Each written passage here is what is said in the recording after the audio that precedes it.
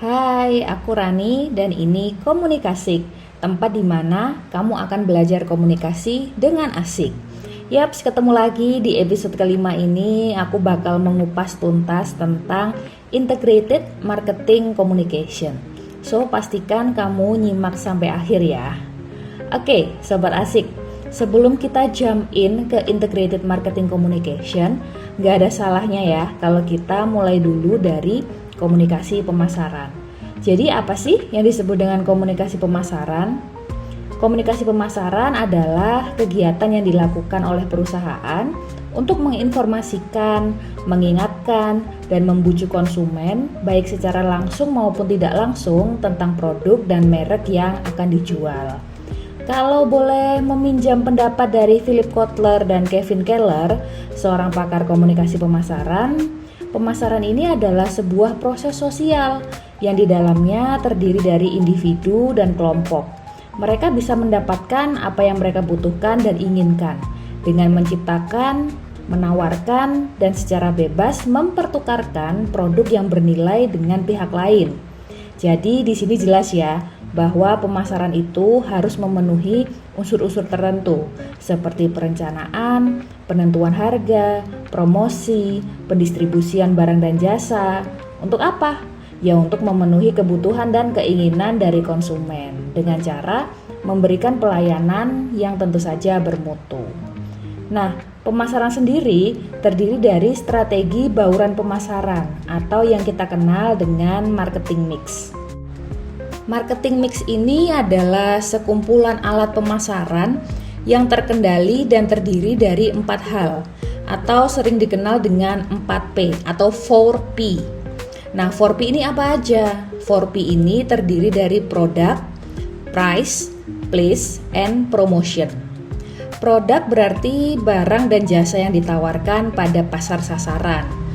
Price berarti harga atau sejumlah nilai tukar berupa uang yang harus dibayarkan untuk mendapatkan produk tersebut. Place yang meliputi kegiatan perusahaan yang membuat produk itu tersedia dan dapat diakses oleh pelanggan, dan promotion yakni aktivitas penyampaian manfaat produk dan membujuk pelanggan untuk membeli. Nah, setelah tadi aku bahas tentang definisi komunikasi pemasaran, selanjutnya bagaimana agar promosi tersebut bisa berjalan? Caranya adalah dengan mengetahui 5 jenis bauran promosi.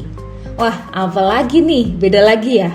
Nah, dari 5 jenis promosi ini, ada iklan, ada penjualan tatap muka, ada promosi penjualan, ada humas dan publisitas, dan ada pemasaran langsung.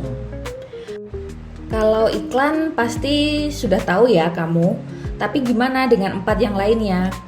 Nah, promosi penjual ini tuh bisa bentuknya seperti diskon, kupon, buy one get one, membership, giveaway, gratis ongkir, bagi merchandise, dan sebagainya.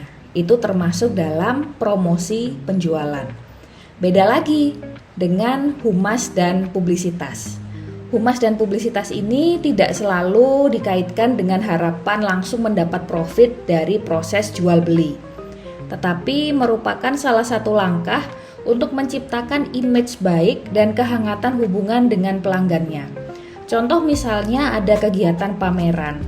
Dengan mengikuti kegiatan pameran atau expo, berarti bisa menunjukkan eksistensi dari merek tertentu. Begitu juga dengan adanya influencer marketing, pemanfaatan media sosial, event gathering, baik internal maupun eksternal, bisa juga menjalin kerjasama dengan investor, membuat program corporate social responsibility, dan juga penanganan krisis dengan baik. Nah, lalu ada penjualan tatap muka. Nah, kalau penjualan tatap muka ini seperti misalnya ada Sales Promotion Girl atau SPG ya, atau SPB Sales Promotion Boy yang menawarkan tester. Atau kalau kamu pernah ke toko, kan pasti ya pernah ngobrol dengan para pramuniaga untuk minta dijelaskan keunggulan produk, bertanya apa yang menjadi best seller, minta saran produk yang akan dibeli. Nah, proses komunikasi tersebut dilakukan secara tatap muka, sehingga kamu akan mudah menentukan keputusan pembelian. Kemudian selanjutnya ada pemasaran langsung. Nah, kalau pemasaran langsung itu seperti kamu mendapat telepon dari telemarketing, mendapatkan email promosi berupa newsletter, pesan SMS atau pesan instan di WA untuk informasi promo. Nah, kurang lebihnya seperti itu. Oh ya, ada lagi nih. Ada juga istilah word of mouth marketing, yaitu komunikasi tentang produk yang tersebar dari mulut ke mulut. Nah, mulut siapa nih yang menyebarkan informasi tersebut? Yang paling mudah adalah ketika kamu mendengar testimoni pengalaman pengguna setelah membeli dan menggunakan produk tertentu.